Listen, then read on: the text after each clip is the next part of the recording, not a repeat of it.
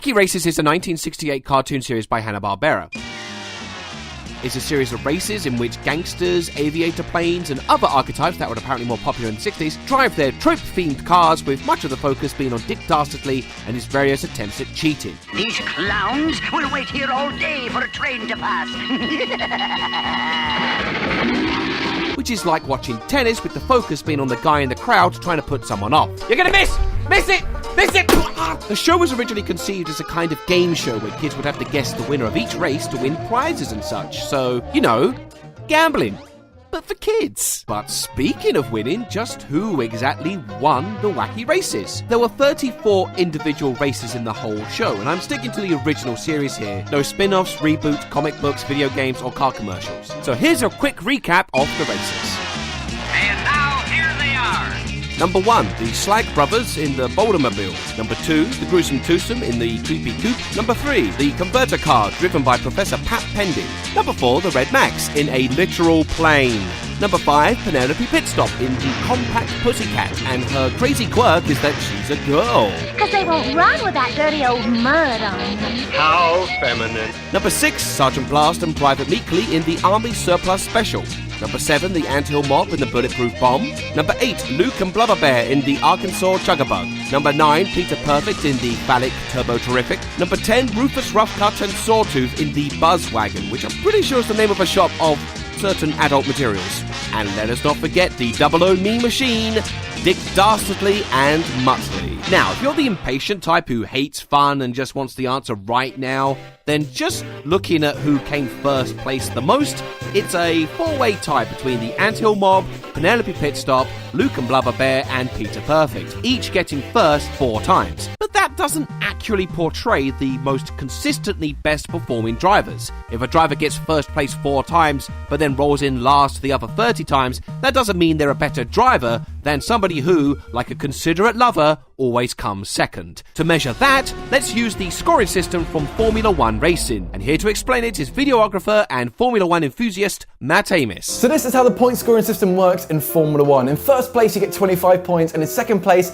you get 18 points. Third position you get 15 points, and in fourth you get 12. In fifth position you get 10 points, and in sixth you get 8. In seventh position you get 6 points, and in eighth you get 4. In ninth position you only get 2, and in 10th position you only get 1. Anything after that you're going to get 0 points. But this is taken in consideration that this point system came in 2010. If you go even further back, it used to be even first.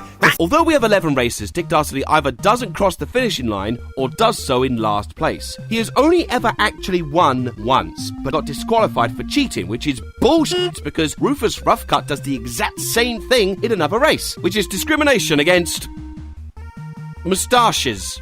Evil moustaches. So because of this, we will not count the Mean Machine in any race and just give them nil points. I never get to win a race. Right, all cleared up? Great. Then away we go! So one problem I ran into ranking every racer first to 10th is that many episodes don't actually show every racer crossing the finishing line. It'll just be the top 3 or the top 5, but often not all 10. So I had to work on their last sighting in the episode. Say you only see them at the start and then never again for the rest of the race, they are last place, and so on. The only time I broke this rule was for the episode Creepy Trip to Lemon Twist, where the narrator says that the Gruesome Twosome was sent to last place. Uh-oh, the Creepy Coupe returns to last place. There are other races that are left unseen at this point, but since we don't see the Creepy Coupe after this point, I have to keep him as last place. I mean, if you don't like it, blame 1968. Hello? Hello, is this 1968? No, this is Rebecca Parham. How did you get this number? I got some complaints about the Wacky Races. Number 1, fuck you. And that's it. After 34 races, we have our final results. Drum roll, please. And the Slag Brothers are the winners!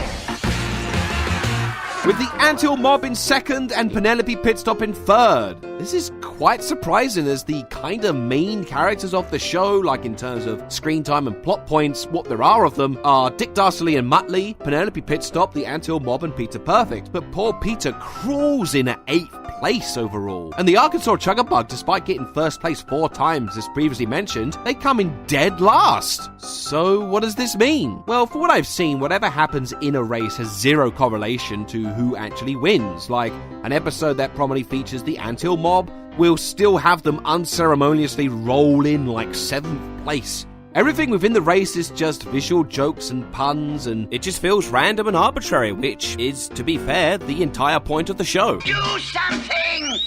Anything!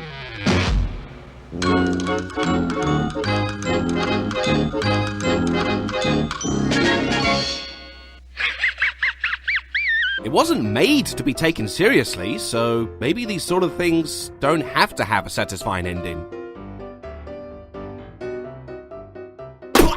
Drat! Double drat! Hey, I just want to give a big shout out to Matt Amis, who made that Formula 1 style graphic with the final results on it, as well as filming that scoring system video for me, which, by the way, he was in on the joke. He knew I was going to cut him off. That wasn't just me being really cruel. Also, thank you, Rebecca Parham, for your cameo voiceover there, and also thank you for watching, and please consider supporting me on Patreon.